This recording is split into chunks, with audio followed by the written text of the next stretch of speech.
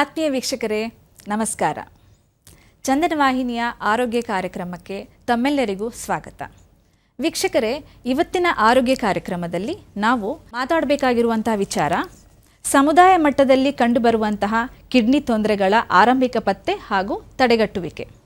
ವೀಕ್ಷಕರೇ, ಇವತ್ತಿನ ಆರೋಗ್ಯ ಕಾರ್ಯಕ್ರಮದಲ್ಲಿ ನಾವು ಏನು ಮೂತ್ರಪಿಂಡಗಳ ಸಮಸ್ಯೆಗಳ ಬಗ್ಗೆ ಏನು ಮಾತಾಡ್ತಾ ಹೋಗ್ತೀವಿ, ನಮ್ಮೆಲ್ಲರಿಗೂ ಗೊತ್ತಿರೋ ಹಾಗೆ ಮೂತ್ರಪಿಂಡಗಳು ನಮ್ಮ ದೇಹದ ನ್ಯಾಚುರಲ್ ಫಿಲ್ಟರ್ಸ್ ಅಂತ ಕರಿತೀವಿ.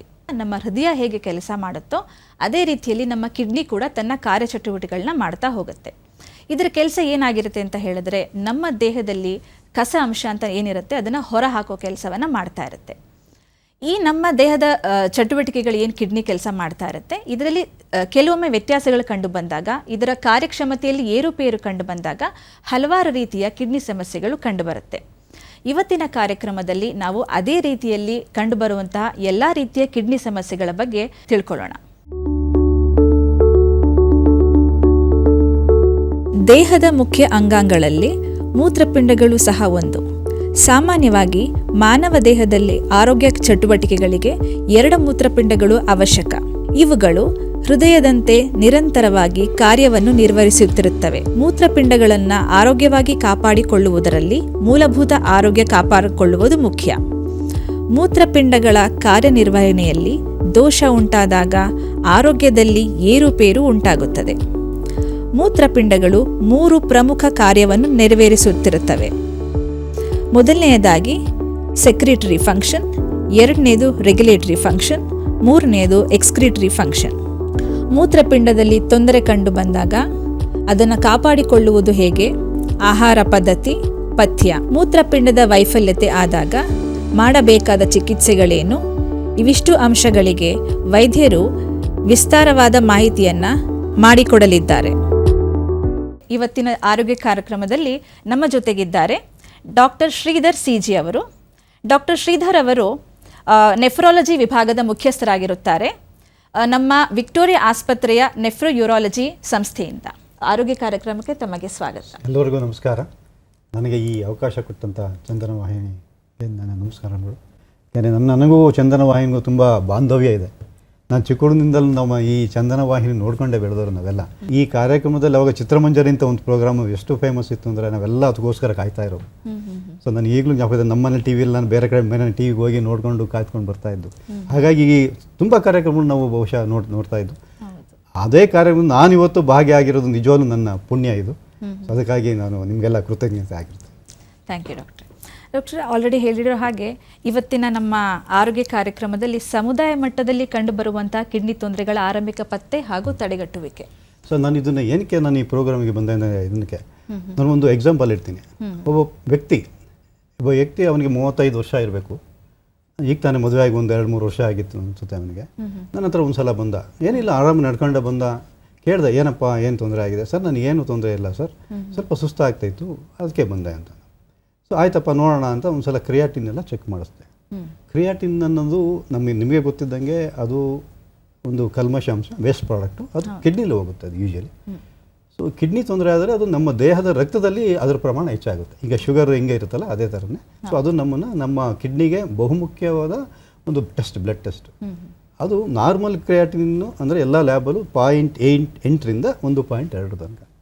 ಅವನಿಗೆ 44 ಇತ್ತು, 44. ಯಾವುದೇ ಸಿಂಪ್ಟಮ್ಸ್ ಇರಲಿಲ್ಲ, ಏನೂ ಇರಲಿಲ್ಲ ಅವನಿಗೆ. ಆರಾಮ್ ನಡ್ಕೊಂಬಂದ, ಕಾಲು ಬಂದ. ಸೊ ಅದಕ್ಕೆ ಈಗ ಅದು ಅವನು ತಪ್ಪಲ್ಲ ಅದನ್ನು. ಯಾಕೆಂತಂದರೆ ಕೆಲವೊಂದು ಲಕ್ಷಣಗಳು ಆಗ್ತಾ ಇರ್ತವೆ. ನಾನು ಅದ್ರ ಬಗ್ಗೆ ಡೀಟೇಲಾಗಿ ಮಾತಾಡ್ತೀನಿ. ಸೊ ನನಗೆ ಅವಾಗ ಅನಿಸ್ತು, ಈಗ ನಾವು ಪಾಪ ಈ ಜನಗಳು ಅವನಲ್ಲೇ ಮಂಡ್ಯ ಹತ್ರ ಯಾವುದೋ ಹಳ್ಳಿ ಅನಿಸುತ್ತೆ ಅವನು. ಈ ಜನಗಳಿಗೆ ಬಹುಶಃ ನಾವು ಈಗ ಜನಗಳಲ್ಲಿ ಹಾರ್ಟ್ ಬಗ್ಗೆ ತುಂಬ ಅರಿವಿದೆ, ಲಿವರ್ ಬಗ್ಗೆ ಅರಿವಿದೆ, ಲಂಗ್ಸ್ ಬಗ್ಗೆ ಸ್ವಲ್ಪ ಅರಿವಿದೆ, ಕಿಡ್ನಿ ಬಗ್ಗೆ ಯಾಕೆ ಅರಿವು ಆಗ್ತಾ ಇಲ್ಲ? ಸೊ ಇದನ್ನು ಸಮುದಾಯ ಮಟ್ಟದಲ್ಲಿ ನಾವು ಮೊದಲೇ ಗುರುತಿಸ್ಬಿಟ್ಟು ಎಷ್ಟು ಬರ್ಡನ್ ಆಗುತ್ತೆ ಅಂತಂದರೆ, ಡಯಾಲಿಸಿಸ್ಸು ಅದು ಬರ್ಡನ್ನು, ಫ್ಯಾಮಿಲಿಗೂ ಬರ್ಡನ್ನು. ಅವರ ಹಿಂಗೆ ಆಗುತ್ತೆ, ಒಂದು ಫ್ಯಾಮಿಲಿಯಲ್ಲಿ ಡಯಾಲಿಸಿಸ್ ಮಾಡಿಸ್ಕೊತಾ ಇದ್ದಾನೆ ಅಂತಂದರೆ ಆ ಫ್ಯಾಮಿಲಿ ಪೂರ್ತಿ ಹೋಗ್ಬಿಡುತ್ತೆ. ಎಕನಾಮಿಕಲಿ, ಆರ್ಥಿಕವಾಗಿ ಒಂದೇ ಅಲ್ಲ, ಮಾನಸಿಕವಾಗಿ, ದೈಹಿಕವಾಗಿ ಎಲ್ಲರೂ ಇಟ್ ಅಫೆಕ್ಟ್ಸ್ ಆಲ್. ಅದನ್ನು ಇದನ್ನು ಏನಾದರೂ ಮಾಡಿ ನಾವು ಈ ಕಮ್ಯುನಿಟಿ ಲೆವೆಲ್ ನಮ್ಮ ಸಮುದಾಯಕ್ಕೆ ಮುಂಚೆನೇ ಸ್ವಲ್ಪ ಸಿಂಪ್ಟಮ್ಸ್ ಅಥವಾ ಸಂಶಯ ಲಕ್ಷಣಗಳು ಶುರುವಾಗ್ತಿದ್ದಂಗೆ ನಾವು ಅವರಿಗೆ ಅದನ್ನು ಹೇಳ್ಕೊಟ್ರೆ, ಅದರಿಂದ ಈಗ ನಾವು 100 ಜನ ಕಾರ್ಯಕ್ರಮ ಕೇಳಿದ್ರೆ ಒಬ್ಬನಾದರೂ ಆ ಥರ ಬಂದರೆ ನನ್ನ ಪ್ರೋಗ್ರಾಮ್ ಇದು ಸಾರ್ಥಕ ಅಂತ ಅನಿಸುತ್ತೆ. ಅದಕ್ಕೋಸ್ಕರ ನಾನು ಇಲ್ಲಿಗೆ ಬಂದಿದ್ದೀನಿ. ಖಂಡಿತ ಡಾಕ್ಟ್ರೆ. ಡಾಕ್ಟ್ರೆ, ಈಗ ನೀವು ಹೇಳಿದ್ರಿ ಆರಂಭಿಕ ಹಂತದಲ್ಲೇ ಇದನ್ನು ಹೇಗೆ ಕಂಡುಹಿಡಿಯೋದು, ಇದರ ಪತ್ತೆ ಹೇಗೆ ಮಾಡೋದು ಅಂತ. ನಾವು ಕೇಳ್ಪಟ್ಟಿದ್ದೀವಿ ಡಾಕ್ಟ್ರೆ, ಎಷ್ಟೊಂದು ಸರಿ ಈ ಕಿಡ್ನಿ ಸಮಸ್ಯೆಗಳು ಅದರ ರೋಗ ಲಕ್ಷಣಗಳು ತೋರ್ಪಡಿಕೆ ಆಗೋದೇ ತುಂಬ ನಿಧಾನ, ಕಂಪ್ಲೀಟಾಗಿ ಕಿಡ್ನಿ ಡ್ಯಾಮೇಜ್ ಆದಮೇಲೆ ಗೊತ್ತಾಗುತ್ತೆ ಅಂತ ಹೇಳ್ತಾರೆ. ನೀವು ಹೇಳ್ತಿರೋದು ಅದನ್ನೇ ಹೇಳ್ತೀರ, ಅದೇ ಎಕ್ಸಾಂಪಲ್ ಕೊಟ್ಟಿದ್ದು ನಾನು. ನಿಮಗೆ ಗೊತ್ತಿದ್ದಂಗೆ ನಮ್ಮಲ್ಲಿ 2 ಕಿಡ್ನಿ ಇರ್ತವೆ. ಕಿಡ್ನಿ 150-170 ಗ್ರಾಮ್ ಅಷ್ಟೇ ಇರೋದು. ನೀವು ಅದನ್ನು ಬೀನ್ಸ್ ಅಂದರೆ ನೀವೇನು ಹುರುಳಿಕಾಯಿ ಇರುತ್ತಲ್ಲ ಅದೇ ಇದರಲ್ಲಿರುತ್ತೆ. ಬಟ್ ಅದರ ಫಂಕ್ಷನ್, ಅದರ ಕಾರ್ಯ ಅಗಾಧ. ಅದನ್ನು ಯಾರೂ ಮ್ಯಾಚ್ ಮಾಡೋಕ್ಕೋಗಿ, ತಮಗೆಲ್ಲ ಗೊತ್ತಿರ್ಬೋದು, ಇಲ್ಲಿವರು ಡಯಾಲಿಸಿಸ್ ಇದೆ, ಇನ್ನೊಬ್ರು ಕಿಡ್ನಿ ಹಾಕ್ತಾರೆ, ಬಟ್ ಆರ್ಟಿಫಿಷಿಯಲ್ ಕಿಡ್ನಿ ನಾವು ಇನ್ನೂ ಮಾಡೋಕ್ಕಾಗಿಲ್ಲ. ಸೊ ಅದರ ಅರ್ಥ ಆ ಫಂಕ್ಷನ್ನ ನಾವು ಯಾವುದೂ ರಿಪ್ಲೇಸ್ ಮಾಡೋಕ್ಕೆ ಸಾಧ್ಯನೇ ಆಗ್ತಿಲ್ಲ. ತಾವು ಹೇಳ್ದಂಗೆ ಈಗ ಕಿಡ್ನಿ ಕೆಲಸ ಎಲ್ಲರೂ ಏನು ಅಂದ್ಕೊಂಡಿದ್ದಾರೆ, ಬರೀ ವೇಸ್ಟ್ ಪ್ರಾಡಕ್ಟ್ಸ್ ಅಂದರೆ ಕಲ್ಮಶ ವಸ್ತುನ ತೆಗೆಯೋದು ಅಂತ ಹೇಳ್ತಿದ್ದಾರೆ. ಸೊ ಅದು that is one part of work ಅಷ್ಟೇ ಅದ್ರದ್ದು. ಸೊ ತಾವು ಹೇಳಿದ, ಈಗ ನಾನು ಹೇಳಿದೆ ಎಕ್ಸ್ಕ್ರೀಟರಿ ಅಂತ ಹೇಳಿದ್ರೆ, ಎಕ್ಸ್ಕ್ರೀಟರಿ ನಮ್ಮ ದೇಹದಲ್ಲಿರ್ತಕ್ಕಂಥ ಎಲ್ಲ ಕಲ್ಮಶಗಳನ್ನು ತೆಗೆದಾಕೋದು. ಅದರಲ್ಲಿ ನಾನು ಯೂರಿಯಾ ಕ್ರಿಯೇಟಿನ್ ನಾವು ಮಾಡ್ತಿದ್ದೆ, ಅದೊಂದು ಮಾತ್ರ. ಮೋರ್ ದೆನ್ ನಾವು ಇಲ್ಲಿವರೆಗೂ ನಾವು ಅದನ್ನು ಕಂಡುಹಿಡಿದ್ರು 150 ಟಾಕ್ಸಿನ್ಸ್. ಇನ್ನೂ ಬಹುಶಃ ಇನ್ನೂ ಬೇರೆ ಇದೆ, ಇನ್ನೂ ಹೆಚ್ಚಿದ್ದಾವೆ. ಅವನ್ನೆಲ್ಲ ಕಿಡ್ನಿ ಕೆಲಸ ಮಾಡ್ತಿದ್ದು, ಅವನ್ನೆಲ್ಲ ದೇಹದಿಂದ ಹೊರಗಡೆ ತೆಗೆಯುತ್ತೆ. ಸೊ ಆಮೇಲೆ ಇನ್ನೊಂದು ಇಂಪಾರ್ಟೆಂಟ್ ಫಂಕ್ಷನ್ ರೆಗ್ಯುಲೇಟರಿ ಅಂತೀವಿ. ರೆಗ್ಯುಲೇಟರಿ ಅಂತಂದರೆ ನಮ್ಮಲ್ಲಿ ಬಿ ಪಿ ಇದೆಯಲ್ಲ, ಬಹುಶಃ ಎಲ್ಲರೂ ಏನು ಮಾಡ್ತಾರೆ, ನಾನು ಅದನ್ನೇ ಏನು ಮಾಡ್ತಾ ಇರೋದು, ಬಿ ಪಿ ಬರ್ತಿದ್ದಂಗೆ ಕಾರ್ಡಿಯಾಲಜಿಸ್ಟ್ ಅಂತ ಹೋಗ್ತಾರೆ, ಹಾರ್ಟ್ ಪ್ರಾಬ್ಲಮ್ ಹತ್ರ ಹೋಗ್ತಾರೆ. ಬಿ ಪಿಯಿಂದ ಹಾರ್ಟ್ ಪ್ರಾಬ್ಲಮ್ ಆಗುತ್ತೆ. ಬಟ್ ಕಿಡ್ನಿ ತೊಂದರೆ ಆದರೂ ಬಿ ಪಿ ಜಾಸ್ತಿ ಆಗುತ್ತೆ. ಸೊ ಏನಾಗುತ್ತೆ ಅಂದರೆ ಈ ಬಿ ಪಿಯಿಂದ ಕಿಡ್ನಿ ತೊಂದರೆ ಆಗ್ಬೋದು, ಕಿಡ್ನಿ ತೊಂದರೆಯಿಂದ ಬಿ ಪಿ ತೊಂದರೆ ಆಗ್ಬೋದು.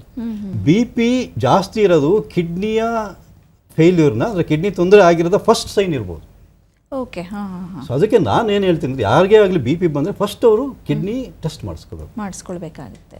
ಹಾರ್ಟು ಬಿ ಪಿ ಜಾಸ್ತಿ ಆಗಿ ಹಾರ್ಟಿಗೆ ತೊಂದರೆ ಆಗುತ್ತೆ ಹೊರತು ಹಾರ್ಟಿಂದ ಬಿ ಪಿ ಬರಲ್ಲ. ಕಿಡ್ನಿ ತೊಂದರೆ ಆದರೆ ಬಿ ಪಿ ಜಾಸ್ತಿ ಆಗುತ್ತೆ.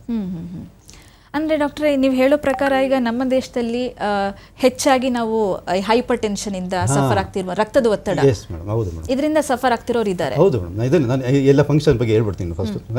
ಸೊ ಈ ಬಿ ಪಿನ ರೆಗ್ಯುಲೇಟ್ ಮಾಡೋದು ಕಿಡ್ನಿ. ಇದಾಲ್ದಲೇ ಇನ್ನೊಂದು ರೆಗ್ಯುಲೇಟ್ ಮಾಡುತ್ತೆ. ಏನಪ್ಪ ಅಂದರೆ ನಮ್ಮದು ಈ ಫ್ಲೂಯಿಡ್, ನಾವೇನು ನೀರು ಕುಡಿತೀವಲ್ಲ, ನಿಮಗೆ ಹೋಗಿರೋ ದೇಹದ ನೀರಿನ ಪ್ರಮಾಣನ ಇದು ಮಾಡಿ ಮೈಂಟೈನ್ ಮಾಡೋದೇ ನಮ್ಮ ಕಿಡ್ನಿ. ಈಗ ತಮಗೆ ಗೊತ್ತಿರಬೇಕು, ನಾವು ಚಳಿಗಾಲದಲ್ಲಿ ಜಾಸ್ತಿ ಯೂರಿನ್ ಹೋಗ್ತೀವಿ. ಯಾಕಂದ್ರೆ ನಾವು ಯೂರಿನ್ ಚೆನ್ನಾಗಿ ಕುಡಿತೀವಿ, ಅದಕ್ಕೆ ಅದು ದೇಹದ ಜಾಸ್ತಿ ಇರುತ್ತೆ. ದೇಹಕ್ಕೆ ಅಷ್ಟೊಂದು ಬೇಕಾಗಲ್ಲ ನಮ್ಮದು ಯೂರಿನ್ ಪ್ರಮಾಣ, ಅದು ಜಾಸ್ತಿ ನೀರು ಹೋಗುತ್ತೆ. ಆ್ಯಂಡ್ ಬೇಸಿಗೆ ಕಾಲದಲ್ಲಿ ಕಡಿಮೆ ಯೂರಿನ್ ಆಗುತ್ತೆ, ಆಮೇಲೆ ದಾಹ ಆಗುತ್ತೆ ನಮಗೆ. ಸೊ ಇದೆಲ್ಲ ಯಾವುದು ಕಿಡ್ನಿಯಿಂದಲೇ ಆಗೋದು. ಈ ಫ್ಲೂಯಿಡ್ನ ಬ್ಯಾಲೆನ್ಸ್ ಮಾಡೋದು ಕಿಡ್ನಿ. ಇದೊಂದೇ ಅಲ್ಲ, ಲವಣಾಂಶಗಳು, ಸೋಡಿಯಮ್ಮು, ಪೊಟ್ಯಾಷಿಯಮ್ಮು, ಕ್ಯಾಲ್ಶಿಯಮ್ಮು, ಮ್ಯಾಗ್ನೀಷಿಯಮ್ಮು, ಇದ್ರ ಬಗ್ಗೆ ಜನರಲ್ಲಿ ಅರಿವಳಿಕೆ ಕಡಿಮೆ. ಸೊ ಸೋಡಿಯಮ್ಮು, ಪೊಟ್ಯಾಷಿಯಮ್ಮು ಈಗ ಸ್ವಲ್ಪ ಗೊತ್ತಾಗ್ತಾ ಇದೆ. ಈ ಸೋಡಿಯಂ ಇವನ್ನೆಲ್ಲ ಕಂಟ್ರೋಲ್ ಮಾಡೋದು, ನಾರ್ಮಲ್ ಲೆವೆಲ್ ಏನಿದೆ ನಮ್ಮ ದೇಹದಲ್ಲಿ ಅದನ್ನು ಕಂಟ್ರೋಲ್ ಮಾಡೋದೇ ಕಿಡ್ನಿ ಎಲ್ಲ ಇದನ್ನು ನಮ್ಗೆ. ಸೊ ಇದನ್ನು ಕಂಟ್ರೋಲ್ ಮಾಡುತ್ತೆ. ಆಮೇಲೆ ಇನ್ನೊಂದು ಮುಖ್ಯವಾದ ಅಂದರೆ ಆಸಿಡ್ ಅಂತ ಇರುತ್ತೆ ನಮ್ಮಲ್ಲಿ. ಯಾವುದೇ ಪ್ರೋಟೀನ್ ಅಂಶ ನಾವು ತಿಂತೀವಲ್ಲ ಅದೆಲ್ಲ ಆಸಿಡ್ ಕನ್ವರ್ಟ್ ಆಗಿ ಅದು ಯೂರಿನ್ನಲ್ಲಿ ಹೋಗುತ್ತೆ. ಆ ಕಿಡ್ನಿ ಕೆಲಸ ಮಾಡಲಿಲ್ಲ ಅಂದರೆ ಆಸಿಡ್ ಅನ್ನೋದು ನಮ್ಮ ದೇಹದಲ್ಲಿ ರಕ್ತದಲ್ಲಿ ಸೇರಿಕೊಂಡು ಅದರಿಂದ ಹಾರ್ಟ್ಗೆ, ಬೋನ್ಗೆ ಎಲ್ಲ ತುಂಬ ಎಫೆಕ್ಟ್ ಮಾಡುತ್ತೆ.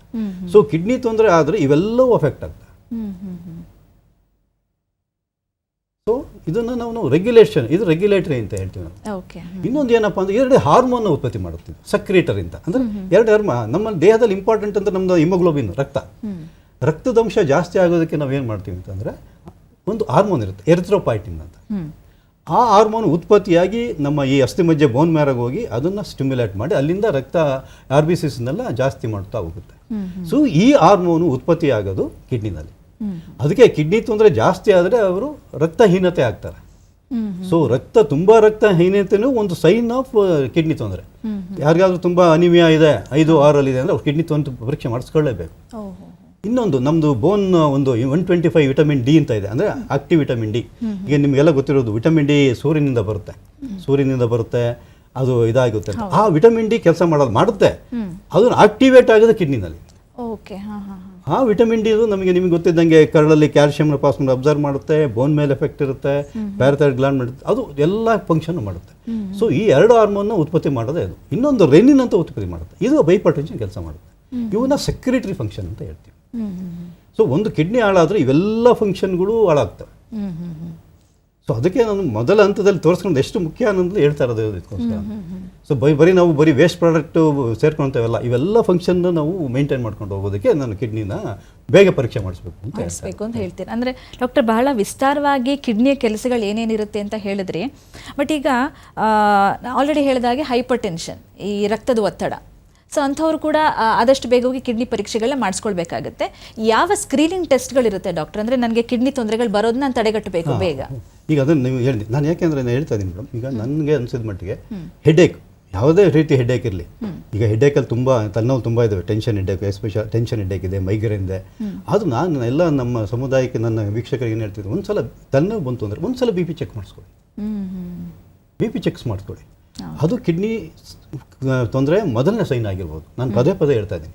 ನಾನು ಅದನ್ನೇ ನಮ್ಮ ಸರ್ಕಾರ, ಘನ ಸರ್ಕಾರ ಏನಾದರೂ ಮಾಡಿ ಅಟ್ಲೀಸ್ಟ್ ಹೈಸ್ಕೂಲ್ ಲೆವೆಲಲ್ಲಿ ಅಥವಾ ಕಾಲೇಜ್ ಲೆವೆಲ್, ಹೈಸ್ಕೂಲಿಂದ ಶುರು ಮಾಡಲಿ, ಹೈಸ್ಕೂಲ್ ಲೆವೆಲ್ಲು, ಕಾಲೇಜ್ ಲೆವೆಲಲ್ಲಿ, ಎಲ್ಲ ಕಾಲೇಜ್ ಲೆವೆಲಲ್ಲಿ ಒಂದು ಬಿ ಪಿ ಚೆಕ್ ಮಾಡಿಸ್ಲಿ, ಒಂದು ಯೂರಿನ್ ಚೆಕ್ ಮಾಡಿಸ್ಲಿ, ಯೂರಿನ್ ರುಟೀನ್, ಒಂದು GRBS ಶುಗರ್ ಚೆಕ್ ಮಾಡಿಸ್ಲಿ. ಇವು ಮೂರನ್ನು ನಮ್ಮ ಸಮುದಾಯ ಮಟ್ಟದಲ್ಲಿ ನಮ್ಮ ಗೌರ್ಮೆಂಟ್ ಅಥವಾ ಯಾರ NGOsನ ನಾವೆಲ್ಲ ಸ್ಕ್ರೀನ್ ಮಾಡಿದರೆ ಬಹುಶಃ ತುಂಬ ಕಾಯಿಲೆಗಳನ್ನ ನಾವು ಅರ್ಲಿಯಾಗಿ ನಾವು ಡಿಟೆಕ್ಟ್ ಮಾಡ್ಬೋದು, ಆಮೇಲೆ ಅದನ್ನು ಪ್ರಿವೆಂಟ್ ಮಾಡ್ಬೋದು. ಡಾಕ್ಟರ್, ಇನ್ನು ಯಾವ ವಯಸ್ಕರಲ್ಲಿ, ಯಾವ ವಯಸ್ಸಿನ ಇವರಲ್ಲಿ ಕಿಡ್ನಿ ತೊಂದರೆಗಳು ಹೆಚ್ಚಾಗಿ? ಯಾಕೆಂತಂದ್ರೆ ನಾನು ಕಿಡ್ನಿ ತೊಂದರೆ ಗರ್ಭ ಒಳಗಡೆನೆ ಶುರುವಾಗ್ಬೋದು, ಎಲ್ಲ ವಯಸ್ಸಲ್ಲೂ ಶುರುವಾಗ್ಬೋದು. ತಮಗೆ ಗೊತ್ತಿದ್ದಂಗೆ ಕಾಂಜನೈಟಲ್ ಅನಮಲಿ ಆಫ್ ಕಿಡ್ನಿ ಯೂರಿನರಿ ಟ್ರಾಕ್ಟ್ ಅಂತ ಇದೆ. ಸೊ ಈಗ ಏನಾಗುತ್ತೆ ಅಂದರೆ ಕಿಡ್ನಿ ಬೆಳವಣಿಗೆ ಯೂಶಲಿ ನಮ್ಮ ದೇಹದ ಕೆಳಗಡೆ ಆಗುತ್ತೆ, ಆಮೇಲೆ ಮೇಲೆ ಕಿಡ್ನಿ ಅಂದರೆ ಬರುತ್ತೆ. ಅದು ಇವನು ಎಲ್ಲೇ ತೊಂದರೆ, ಅದು ಮೈಗ್ರೇಟರಿ ಡಿಫೆಕ್ಟ್ ಅಂದರೆ ಒಂದು ಕಿಡ್ನಿಗೆ ಅಲ್ಲೇ ಕೂತ್ಕೊಳ್ಳುತ್ತೆ, ಇನ್ನೊಂದು ಕಿಡ್ನಿ ಮೇಲೆ ಹೋಗುತ್ತೆ. ಆ ಕಿಡ್ನಿಗೆ ಅಲ್ಲೇ ಕೂತ್ಕೊಂಡ್ರೆ ಕೆಲಸ ಮಾಡಲ್ಲ, ಮೇಲ್ಗಡೆ ಚೆನ್ನಾಗಿ ಕೆಲಸ ಮಾಡುತ್ತೆ. ಅದು ಒಂದು ಕಿಡ್ನಿ ಹುಟ್ಟದಲ್ಲೇ ಇರ್ಬೋದು, ಅಂದರೆ ಒಂದು ಕಿಡ್ನಿ ಫಾರ್ಮ್ ಆಗದಲ್ಲೇ ಇರ್ಬೋದು. ಎರಡು ಕಿಡ್ನಿ ಒಂದೇ ಕಡೆ ಬಂದು ಫ್ಯೂಷನ್ ಆಗ್ಬೋದು, ಎಕ್ಟೋಪಿಕ್ ಕಿಡ್ನಿ, ಫ್ಯೂಷನ್ ಕಿಡ್ನಿ ಅಂತ ಹೇಳ್ತೀವಿ. ಸೊ ಈ ಥರ ಹುಟ್ಟಿನಿಂದಲೇ ಶುರು ಆಗುತ್ತೆ. ಅದನ್ನ ಹೆಂಗೆ ಐಡೆಂಟಿಫೈ ಮಾಡಬೇಕು ಅಂದರೆ antenatal checkup, ultrasound is very very important. ಅಲ್ಲಿ ನಮಗೆ ಕಿಡ್ನಿ ಸೈಜ್ ಗೊತ್ತಾಗುತ್ತೆ, ಪ್ಲಸ್ ಕಿಡ್ನಿ ಏನು ಊತ ಬಂದಿದೆಯಾ ಅಂದರೆ ಈ ಪೆಲ್ವಿಸ್ ಡೈಲೇಟ್ ಆಗಿದೆಯಾ ಅಂತ ಗೊತ್ತಾಗುತ್ತೆ. ಸೊ ಈ ಹಂತ ನಮಗೆ ಪ್ರೆಗ್ನೆನ್ಸಿ ಅಂದರೆ ಆಂಟಿಪಾರ್ಟಮ್ ಅಂದರೆ ಏನು ಅವ್ರ ಪ್ರೆಗ್ನೆನ್ಸಿ ಆವಾಗಲಿಂದಲೇ ಶುರು ಆಗುತ್ತೆ. ಆಮೇಲೆ ಪ್ರತಿಯೊಂದೊಂದು ಹಂತದಲ್ಲೂ ಒಂದೊಂದು ಕಿಡ್ನಿ ತೊಂದರೆ ಕಾಮನ್ ಇರ್ತದೆ. ಸೊ ಹುಟ್ಟಿದಾಗ ಇದು ನಾವು ಕ್ಯಾಕುಟ್ ಅಂತ ಹೇಳಿದರೆ, ಸೊ ನೆಕ್ಸ್ಟು ಅದರಲ್ಲಿ ಇನ್ನೊಂದು ಪೋಸ್ಟಿರಿಯರ್ ವ್ಯಾಲ್ಯೂ ಅಂತಂದರೆ, ಒಂದು ಯಾವುದೇ ಒಂದು ಗರ್ಭ ಇದರಲ್ಲಿ ನಮಗೆ ಈ ನಮ್ಮದು ಏನು ಈ ಆಮ್ನಿಯಾಟಿಕ್ ಅಂತ ಹೇಳ್ತೀವಲ್ಲ, ಅದು ಇಂಪಾರ್ಟೆಂಟ್. ಅದು ಕಡಿಮೆ ಇದ್ದರೆ ಅದು ಕಿಡ್ನಿ ತೊಂದರೆ ಇದೆ ಅಂತ. ಯೂರಿನ್ ಸೆಕ್ರೆಟ್ ಆದರೆ ಅದು ಆಮ್ನಿಯಾಟಿಕ್ ಫ್ಲೂಯಿಡ್ ಆಗೋದು. ಸೊ ಅದು ಕಡಿಮೆ ಇದ್ದಾಗ ನಾವು ಕೇರ್ಫುಲ್ ಆಗಿ ಎಲ್ಲ ಎವ್ಯಾಲ್ಯೂಯೇಟ್ ಮಾಡಬೇಕಾಗುತ್ತೆ. ಅಂದರೆ ಡಾಕ್ಟರ್, ನೀವು ಹೇಳೋ ಹಾಗೆ ಆಮ್ನಿಯಾಟಿಕ್ ಫ್ಲೂಯಿಡ್ ಅನ್ನುವಂಥದ್ದು ಕಿಡ್ನಿ ತೊಂದರೆ ಇದೆ ಅಂತ ಗೊತ್ತಾಗೋದು ತಾಯಿಗೆ ಅಥವಾ ಮಗುವಿಗೆ? ತಾಯಿಗೆ, ಅದು ಮಗುಗೆ. ಮಗುಗೆ ಮಗು ಕಿಡ್ನಿ ತೊಂದರೆ ಇದ್ರೆ ಯೂರಿನ್ ಆಮ್ನಿಯಾಟಿಕ್ ಫ್ಲೂಯಿಡ್ ಕಡಿಮೆ ಇರುತ್ತೆ. ಸೊ ಅಲ್ಲಿಂದಲೇ ನಾವು ಐಡೆಂಟಿಫೈ ಮಾಡಬೇಕು. ಅದು ಬೇರೆ ಬೇರೆ ತುಂಬ ಕಾರಣ, ಬಟ್ ಇದು ಒಂದು ಕಾರಣ. ಸೊ ಆಮ್ನಿಯಾಟಿಕ್ ಫ್ಲೂಯಿಡ್ ಕಡಿಮೆ ಇದೆ ಅಂತ ನಾವು ಕಿಡ್ನಿ ಸ್ಕ್ರೀನ್ ಮಾಡಿಸೋದು ಒಳ್ಳೇದು ಮಗುಗೆ ಆಗಲೇ. ಸೊ ಈ ಹಂತದಲ್ಲೇ ಇದು ಮಾಡಿದ್ರೆ ನಾವು ಆಮೇಲೆ ಅದಕ್ಕೆ ಟ್ರೀಟ್ಮೆಂಟ್ ಕೊಡ್ಬೋದು. ಅದಕ್ಕೆ ಪ್ರೆಗ್ನೆನ್ಸಿಲಿ ಹೆಣ್ಮಕ್ಳಿಗೆ ಹೇಳ್ತಾರೆ ಹೆಚ್ಚಾಗಿ ನೀರು ಕುಡಿತಾ ಇರಬೇಕು ಅಂತ. ಕುಡಿಬೇಕು, ಯಾಕೆಂದ್ರೆ ಅವರಿಗೆ ಎರಡು ಜೀವ ಅಲ್ವಾ ಅದು. ಜೀವದಲ್ಲಿ ಜೀವಕ್ಕೊಂದು ಜೀವ ಅಂತ, ನನ್ನ ಜೀವದಲ್ಲಿ ಇನ್ನೊಂದು ಜೀವ ಅಂತ. ಸೊ ಇದು ಆಮೇಲೆ ಪ್ರತಿಯೊಂದು ಹಂತದಲ್ಲೂ ಒಂದೊಂದು ಕಿಡ್ನಿ ಇರುತ್ತೆ. ಕಿಡ್ನಿ ತೊಂದರೆಗೆ ಈಗ ಹುಟ್ಟಿದ ತಕ್ಷಣ ಏನಾಗುತ್ತೆ ಅಂದರೆ ಕೆಲವೊಂದು ಈಗ 1 ರಿಂದ 5 ಅಥವಾ 6 ವರ್ಷ ಯೂಶಲಿ ಏನಾಗುತ್ತೆ ಅಂದರೆ ಯೂಶಲಿ 5 ರಿಂದ 6 ವರ್ಷಕ್ಕೆ ನಮ್ಮದು ಯೂರಿನ್ ಬ್ಲಾಡರ್ ಕಂಟ್ರೋಲ್ ಬರುತ್ತೆ. ಸೊ ಈ ತಮಗೆಲ್ಲ ಗೊತ್ತಿರ್ಬೋದು, ತಮ್ಮ ಮಕ್ಕಳು ಎಲ್ಲ ನೈಟಲ್ಲಿ ಬೆಡ್ ವೇಟಿಂಗ್ ಎಲ್ಲ ರಾತ್ರಿದೆಲ್ಲ ಇದಾಗುತ್ತೆ. 5 ವರ್ಷ 6 ವರ್ಷ ಆದಮೇಲೂ ಬೆಡ್ ವೇಟಿಂಗ್ ಆಗ್ತಾ ಇದ್ದರೆ ಅವಾಗ ನಾವು ಕಿಡ್ನಿ ಪರೀಕ್ಷೆ ಮಾಡಿಸ್ಬೇಕು, ಯೂರಾಲಜಿಸ್ಟ್ ಹತ್ರ ಹೋಗಬೇಕು, ಕಿಡ್ನಿ ತೊಂದರೆ ಆಗಬೇಕು 6 ವರ್ಷ ಆದಮೇಲೆ. ಆಮೇಲೆ ಈ ಯೂಶಲಿ ಹೆಣ್ಣು ಮಕ್ಕಳಲ್ಲಿ ಯೂರಿನರಿ ಇನ್ಫೆಕ್ಷನ್ 1-2 ಎಪಿಸೋಡ್ ಕಾಮನ್, ಫ್ರೀಕ್ವೆಂಟಾಗಿ ಆಗ್ತಾ ಇದ್ದಾರೆ. ಈಗ ವರ್ಷಕ್ಕೆ 3 ಸಲ 4 ಸಲ ಆದರೆ ನಾವು ಕಿಡ್ನಿ ಪರೀಕ್ಷೆ ಮಾಡಿಸ್ಕೋಬೇಕು. ಈ ಬಾಯ್ ಚೈಲ್ಡ್ ಅಂದರೆ ಹುಡುಗನಿಗೆ 1 ಎಪಿಸೋಡ್ ಆದರೂ ಯೂರಿನ್ ಇನ್ಫೆಕ್ಷನ್, 1 ಎಪಿಸೋಡ್ ಆದರೂ ನಾವು ಕಿಡ್ನಿ ಚೆಕ್ ಮಾಡಿಸ್ಬೇಕು. ಸೊ ಈಗ ನಾವು ಮಾಡಿಸ್ದಂಗಿಂದ ನಮ್ಮ ಕಾಯಿಲೆ ಏನಂತ ಗೊತ್ತಿರುತ್ತೆ. ಆಮೇಲೆ ನಾವು ಅದನ್ನು ತಡೆಗಟ್ಬೋದು. ಅದನ್ನು ಯಾಕೆಂದ್ರೆ ನಾನು ತುಂಬ ಮಕ್ಕಳು ಪಾಪ ಅವ್ರಿಗೆ ಗೊತ್ತೇ ಇರೋದಿಲ್ಲ. ಈ ಥರ ನಾನು ಹೇಳಿದ್ನಲ್ಲ, ಹುಟ್ಟಿದಾಗಲೇ ಕಾಯಿಲೆ ಇದ್ದು ಅವ್ರ ಬೋನೆಲ್ಲ ಬೆಂಡಾಗಿ ಅವ್ರು ನಡೆಯೋಕ್ಕಾಗ್ದಲೇ ಕಿಡ್ನಿ ತೊಂದರೆ ಆಗಿ ಭಾಳ ಜನ ಬಂದಿದ್ದಾರೆ ನಮ್ಮ ಹತ್ರ. ಸೊ ಇದನ್ನು ಆ ರೀತಿ ಮಾಡಿದ್ರೆ ಒಳ್ಳೆಯದು. ಆಮೇಲೆ ಏನು ಲಕ್ಷಣಗಳು ಏನು? ಕಾಲು ಊತ ಬರುತ್ತೆ, ಮುಖ ಊತ ಬರುತ್ತೆ. ಎಸ್ಪೆಷಲಿ ಮಕ್ಕಳಿಗೆ ಏನಾಗುತ್ತೆ, ಮಕ್ಕಳು ಮಲ್ಕೊಂಡ್ಬಿಡ್ತಾರಲ್ಲ, ಎದ್ದ ತಕ್ಷಣ ಕಣ್ಣು ಸುತ್ತ ಊತ ಬರುತ್ತೆ. ಸೊ ಅದು ಇಂಪಾರ್ಟೆಂಟ್ ಸೈನ್, ಕಣ್ಣು ಸುತ್ತ ಇದು ಬರೋದು. ಆಮೇಲೆ ರೀಸಸ್ಸು ಬಣ್ಣ ಚೇಂಜ್ ಮಾಡೋದು, ಕೆಂಪು ಆಗೋದು ಒಂದೊಂದ್ಸಲ, ಆಮೇಲೆ ನೊರೆ ಥರ ಹೋಗೋದು. ಸೊ ಆಮೇಲೆ ರೀಸಸ್ದು ಈಗ ಕಡಿಮೆ ಆಗೋದು. ರೀಸಸ್ ಯೂರಿನಲ್ಲಿ ರಕ್ತ ಹೋಗುವಂಥದ್ದು ರಕ್ತ ಅಂದರೆ 2 ರೀತಿ ರಕ್ತ ಇರುತ್ತೆ. ಒಂದು ಮ್ಯಾಕ್ರೋಸ್ಕೋಪಿಕ್, ನಿಮ್ಮ ಕಣ್ಣಿಗೆ ರಕ್ತ ಇರುತ್ತೆ, ಮೈಕ್ರೋಸ್ಕೋಪಿಕ್ ನೋಡಿದಾಗಿರುತ್ತೆ. ಓಹೋ. ಸೊ ಅವೆರಡು ನಾವು ಪರೀಕ್ಷೆ ಮಾಡಿಸೋದು ಒಳ್ಳೆಯದು. ಸೊ ರಕ್ತ ಅದು ಮ್ಯಾಕ್ರೋಸ್ಕೋಪಿಕ್ಕೂ ಆಗ್ಬೋದು, ಮೈಕ್ರೋಸ್ಕೋಪು ಇದನ್ನು ಪರೀಕ್ಷೆ ಮಾಡೋದು. ಈ ಥರ ಬಂದಾಗ ಇಮ್ಯುನಿಟಾಗಿ ಡಾಕ್ಟರ್ ಹತ್ರ ಹೋಗ್ಬೇಕು. ಆಮೇಲೆ ಮಕ್ಕಳಲ್ಲಿ ಬಿ ಪಿ ಜಾಸ್ತಿ ಆಗುತ್ತೆ, ತಲೆನೋವು ಬರೋದು, ವಾಂತಿ ಆಗೋದು. ಆಮೇಲೆ ಏನಾಗುತ್ತೆ ಅಂದರೆ ಒಂದೊಂದು ಸಲ ನಮಗೆ ಈ ಮಕ್ಕಳಲ್ಲಿ ಸ್ವಲ್ಪ ಗಾಯಗಳು ಕಾಮನ್. ಆ ಗಾಯಗಳನ್ನ ನಾವೇನು ಮಾಡ್ತೀವಿ, ಗಾಯಗಳು ಯಾವುದೋ ಆಂಟಿಬಯೋಟಿಕ್ ಕೊಡ್ತೀವಿ ಅಥವಾ ಏನೋ ಸುಮ್ಮನೆ ಮಾಡ್ಬಿಡ್ತೀವಿ, ಅದು ಕಿಡ್ನಿ ತೊಂದರೆ ಮಾಡ್ಬೋದು. ತುಂಬ ಜಾಸ್ತಿ ಗಾಯಗಳಾದರೆ ಅದು ಕಿಡ್ನಿ ತೊಂದರೆ ಆಗ್ಬೋದು. ಸೊ ಈ ಗಾಯಗಳಾಗಿ ಒಂದು 5 ದಿವಸ 10 ದಿವಸ ಆದಮೇಲೆ ಮೂತ್ರದಲ್ಲಿ ರಕ್ತ ಹೋಯ್ತು ಅಂತಂದರೆ ಕಿಡ್ನಿ ಡಾಕ್ಟರ್ ಹೋಗ್ಬಿಡು. ಈ ಹಂತದಲ್ಲಿ ಇವುದಾಗುತ್ತೆ. ಇನ್ನು ಅಡಲ್ಟಲ್ಲಿ ಏನಾಗುತ್ತೆ ಅಂದರೆ ಕೆಲವೊಂದು ಈಗ ಏನಂದರೆ ನಾವು ಕಿಡ್ನಿ ಡಿಸೀಸ್ನ ಗ್ರಾಸ್ ಆಗಿ ನೀವು ಹೇಳಿದಕ್ಕೆ ಫಿಲ್ಟರ್ ಅಂತ ಗ್ಲಾಮ್ರಲ್ಸ್ ಅಂತ ಹೇಳ್ತೀವಿ ನಮ್ಮ ಭಾಷೆಯಲ್ಲಿ. ಇನ್ನೊಂದು ಇಂಟರ್ಸ್ಟಿಷಿಯಮ್ ಅಂತ ಇರುತ್ತೆ, ಅಂದರೆ ಈ ಸ್ಪಾಂಜ್ ಥರ ಇಟ್ಕೊಂಡು ಗ್ಲಾಮ್ರಲ್. ನಿಮ್ಗೆ ಗೊತ್ತಿದ್ದಂಗೆ ಕಿಡ್ನಿನಲ್ಲಿ ಒಂದೊಂದು ಕಿಡ್ನಿನಲ್ಲಿ ನೆಫ್ರಾನ್ ಅಂತ ಫಂಕ್ಷನಿಂಗ್ ಯೂನಿಟ್ ಇರುತ್ತೆ. ಸುಮಾರು 10 ಲಕ್ಷ ತನಕ ಒಂದೊಂದು ಕಿಡ್ನಿ 10 ಲಕ್ಷ ಇರ್ತವೆ. 6 ರಿಂದ 12 ಲಕ್ಷ ಅಂತ ಹೇಳ್ತಾರೆ, 10 ಲಕ್ಷ ಅವರೇಜ್. ಸೊ ಆ 10 ಲಕ್ಷದಲ್ಲಿ ಆ ನೆಫ್ರಾನ್ನಲ್ಲಿ ಅವನ್ನೆಲ್ಲ ಇಟ್ಕೊಳ್ಳೋದಕ್ಕೆ ಅಷ್ಟು ಇಂಟರ್ಸ್ಟಿಷಿಯಮ್ ಅಂತ ಇರುತ್ತೆ. ಸೊ ಗ್ಲಾಮ್ರಲ್ಸ್ ಅಂತ ಇರುತ್ತೆ, ಟ್ಯೂಬ್ಯೂಲ್ ಅಂತ ಇರುತ್ತೆ, ಪ್ಲಸ್ ಇಂಟರ್ಸ್ಟಿಷಿಯಮ್ ಅಂತ ಇರುತ್ತೆ. ಓಕೆ, ಇವು ಪಾರ್ಟ್ ಅಷ್ಟೇ, ಇದು ರಕ್ತನಾಳ.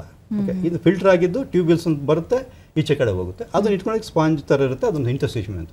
ಈ ಇಂಟರ್ಸ್ಟಿಷಿಯಮ್ ಡ್ಯಾಮೇಜ್ ಆದರೆ, ಇಂಟರ್ಸ್ಟಿಷಿಯಮ್ ಡ್ಯಾಮೇಜ್ ಆದರೆ ಅವ್ರಿಗೆ ಸೈನ್ಸೇ ಗೊತ್ತಾಗೋದಿಲ್ಲ. ಕಾಲು ಊತ ಬರಲ್ಲ ಅವ್ರಿಗೆ, ಅವರು ಆರಾಮಾಗಿರ್ತಾರೆ. ಬಟ್ ಏನಪ್ಪ ಅಂತಂದರೆ ರಾತ್ರಿ ಹೊತ್ತು ಜಾಸ್ತಿ ಯೂರಿನ್ಗೆ ಹೋಗ್ತಾರೆ. ಯೂಶಲಿ ರಾತ್ರಿ ಹೊತ್ತು ಒಂದ್ಸಲ ಯೂರಿನ್ ಹೋಗಲ್ಲ, ಅಂದರೆ ಹೋಗಲ್ಲ, ಯಾರು ಹೋಗಲ್ಲ. More than one time urine ಹೋಯ್ತು ಅಂತಂದರೆ ಅವರು ಕಿಡ್ನಿ ಪರೀಕ್ಷೆ ಮಾಡಿಸೋದು ಒಳ್ಳೇದು. ನಾನು ಹೇಳಿದ್ನಲ್ಲ, ನನ್ನ ಎಕ್ಸಾಂಪಲ್ ಹೇಳಿದ್ನಲ್ಲಿ 44 ಕ್ರಿಯಾಟಿನ್ ಅಂತ, ಅವನಿಗೆ ಇದು ಕಾಯಿಲೆ ಇತ್ತು, ಕಿಡ್ನಿ ಸಣ್ಣದಾಗಿತ್ತು. ಈ ಇಂಟರ್ಸ್ಟಿಷಿಯಮ್ ಇನ್ವಾಲ್ವ್ಮೆಂಟ್ ಇದ್ದರೆ ಅವರಿಗೆ ರಕ್ತಹೀನತೆ ಬರುತ್ತೆ, ಯಾಕೆಂದ್ರೆ ಅಲ್ಲಿಂದ ಗೊತ್ತೇ ಆಗಲ್ಲ ಅವರಿಗೆ. ಪ್ಲಸ್ ಬೋನ್ ಪ್ರಾಬ್ಲಮ್ ಅಂತ ಹೇಳಿದ್ರೆ ಅದು ಶುರು ಆಗುತ್ತೆ, ಪ್ಲಸ್ ಆಸಿಡ್ ಅಂತ ಹೇಳಿ ಅದು ಜಾಸ್ತಿ ಕರೆಕ್ಟ್ ಆಗುತ್ತೆ. ಎಂಡ್ ಸ್ಟೇಜಲ್ಲಿ ಬರ್ತಾರೆ ಅವರು. ಈ ಕಾಯಿಲೆನ ನಾವು ಮಾಡಬೇಕು ಅಂತಂದ್ರೆ, ನಾವು ತಡೆಗಟ್ಟಬೇಕು ಅಂದರೆ ಪೀರಿಯಡಿಕ್ ಆಗಿ ಕೆಲಸ ಚೆಕ್ ಮಾಡಿಸ್ತಾ ಇರಬೇಕು. ಯಾರು ಚೆಕ್ ಮಾಡಬೇಕು? ಈಗ ಅದಕ್ಕೊಂದು ಇದು ಕ್ರೈಟೀರಿಯಾ ಇದೆ. ಈಗ ಫ್ಯಾಮಿಲಿ ಹಿಸ್ಟ್ರಿ ಇದೆ ಯಾರಿಗಾದರೂ, ಅನುವಂಶಿಯಾಗಿ ಅವ್ರ ಅಪ್ಪನ ಕಿಡ್ನಿ ತೊಂದರೆ ಆಯ್ತು. ಇನ್ನೊಂದಿದೆ ADP ಕಿಡ್ನಿ ಅಂತ, ಅದು ಅನುವಂಶಿಯಾಗಿ ಬರುತ್ತೆ. ಆಟೋಸೋಮಲ್ ಡಾಮಿನೆಂಟ್ ಕಿಡ್ನಿ ಡಿಸೀಸ್ ಅಂತ ಇದೆ. ಕಿಡ್ನಿಲಿ ಗುಳ್ಳೆ ಆಗ್ತವೆ. ಯೂಶಲಿ ಅವರು ಅದು ಈಗ ಒಬ್ಬ ತಂದೆ ತಾಯಿಗೆ 4 ಜನ, ಒಬ್ಬ ತಂದೆಗೆ ಅಥವಾ ತಾಯಿಗಿದ್ರೆ 4 ಜನ ಮಕ್ಕಳು ಹುಟ್ಟಿದ್ರೆ ಇಬ್ಬರಿಗೆ ಬರುತ್ತೆ. ಅದು ಹಂಗೆ ಅನುವಂಶ ಹೋಗ್ತಾ ಇರುತ್ತೆ. ಅದು ಅವರಿಗೆ 55 ವರ್ಷ ಆದಮೇಲೆ ಕಿಡ್ನಿ ತೊಂದರೆ ಆಗುತ್ತೆ. ಏನು ಮಾಡೋದು? ಸ್ಕ್ರೀನ್ ಮಾಡಿಸ್ಬೇಕು. ಈ ಥರ ಕಿಡ್ನಿ ತೊಂದರೆ ಅವ್ರ ತಂದೆಗೆ ಏನಾದ್ರು ಇದ್ದರೆ ಕಿಡ್ನಿ ಸ್ಕ್ರೀನ್ ಮಾಡಿಸ್ಬೇಕು. ಈಗ ಡಯಾಬಿಟಿಕ್ ಆಗಿದ್ದಾರೆ ಅವ್ರ ಅಪ್ಪ ಅಮ್ಮ ಡಯಾಬಿಟಿಕ್ ಆಗಿದ್ದಾರೆ. ಆ ಡಯಾಬಿಟಿಕ್ ನಮ್ಮ ದೇಶದಲ್ಲಿ ಮೋರ್ ದೆನ್ 50% ಏನು ಈಗ ಡಯಾಲಿಸಿಸ್ ಮಾಡಿಸ್ಕೊತಾ ಇದ್ದಾರಲ್ಲ, ಅವರಲ್ಲಿ 50% of them are diabetic. So ನಾವೀಗ we are becoming the capital of diabetic. ನಮ್ಮದು ಇಂಡಿಯಾ ಈಗ ನಾವು ಡಯಾಬಿಟಿಸ್ ರಾಜಧಾನಿ ಆಗ್ತಾ ಇದೆ. ಹಾಗೆ ಕಿಡ್ನಿ ರಾಜಧಾನಿಯೂ ಆಗುತ್ತೆ. ತುಂಬ ಜನ ಆಗ್ತಾ ಇದೆ ಈಗ. ಸೊ ಸಕ್ಕರೆ ಕಾಯಿಲೆ ನಿಯಂತ್ರಣ ಇಟ್ಕೋಬೇಕು. ಪೀರಿಯಡಿಕ್ ಆಗಿ ಸಕ್ಕರೆಯನ್ನು ಟೆಸ್ಟ್ ಮಾಡಿಸ್ತಾ ಇರಬೇಕು. ಸೊ ಸಕ್ಕರೆ ಕಾಯಿಲೆ ಚೆಕ್ ಮಾಡಿಸ್ಬೇಕು. ಆಮೇಲೆ ತಮಗೆ ಗೊತ್ತಿದ್ದಂಗೆ ಈ ಸಲ ಈಗೆಲ್ಲ ಜಂಕ್ ಫುಡ್ಗಳು ಜಾಸ್ತಿ, ಒಬೇಸಿಟಿ, ಏನು ಸ್ಥೂಲ ಆಗ್ತದೆ, ಅದು ಒಂದು ಕಾಯಿಲೆ. ಅದರಿಂದ ಎಲ್ಲ ಕಾಯಿಲೆ ಬರ್ತವೆ. ಸೊ ಕಿಡ್ನಿ ತೊಂದರೆ ಆಗುತ್ತೆ, ಹಾರ್ಟ್ ತೊಂದರೆ ಆಗುತ್ತೆ, ಶ್ವಾಸಕೋಶ ತೊಂದರೆ ಆಗುತ್ತೆ. ಎಸ್ಪೆಷಲಿ ಇನ್ನೊಂದು ನಾನು ಇಲ್ಲಿ ಹೇಳಬೇಕು, ಗೊರಕೆ ಯಾರು ಹೊಡಿತಾರೋ, ಗೊರಕೆ ಹೊಡೆಯೋದು ನಾರ್ಮಲ್ ಅಲ್ಲ ತಿಳ್ಕೊಳ್ಳಿ. ಗೊರಕೆ ಹೊಡೆಯೋರೆಲ್ಲ ಪಾಲಿಸೋಮ್ನೋಗ್ರಫಿ, ಸ್ಲೀಪ್ ಸ್ಟಡಿ ಅಂತ ಒಂದು ಮಾಡಿಸ್ಬೇಕು. ಅದರಲ್ಲಿ ಆ ಕಾಯಿಲೆ, ಆ ಗೊರಕೆ ಹೊಡೆಯೋದ್ರಿಂದ BP ಜಾಸ್ತಿ ಆಗ್ಬೋದು, ಶುಗರು ಬರ್ಬೋದು. ಸೊ ಗೊರಕೆ ಹೊಡೆಯೋದು ನಾರ್ಮಲ್ ಆಗಿ ಏನಾಗುತ್ತೆ ಅಂತಂದರೆ, ಎಲ್ಲರೂ ನಾರ್ಮಲ್ ಅಂತ ಅಂದ್ಕೊಂಡು ಸುಮ್ಮನೆ ಆಗ್ತೀವಿ. ತುಂಬ ಗೊರಕೆ ಹೊಡೆದ್ರೆ ಅವರು ಈ ಶ್ವಾಸಕೋಶ ಡಾಕ್ಟರ್ ಹತ್ರ ಹೋಗಿ ಇದನ್ನು ಒಂದು ಪಾಲಿಸೋಮ್ನೋಗ್ರಫಿ ಅಂದರೆ ಸ್ಲೀಪ್ ಸ್ಟಡಿ ಅಂತ ಮಾಡ್ತೀವಿ, ಅದನ್ನು ಮಾಡಿಸ್ಕೊಳ್ಳೋದು ತುಂಬ ಒಳ್ಳೆಯದು. ಸೊ ಅದಾದರೆ ನಮಗೆ ಗೊತ್ತಾಗುತ್ತೆ ಅವ್ರದ್ದು ಎಷ್ಟು ಪ್ರಮಾಣದಲ್ಲಿ ಅಬ್ಸ್ಟ್ರಕ್ಷನ್ ಇದೆ ಅಂತ. ಆಮೇಲೆ ಒಂದು ಬೈಪಾಪ್ ಹಾಕ್ಕೊಂತೀವಿ, ಅದರಿಂದ ಎಷ್ಟೋ BP ಕಡಿಮೆ ಆಗುತ್ತೆ.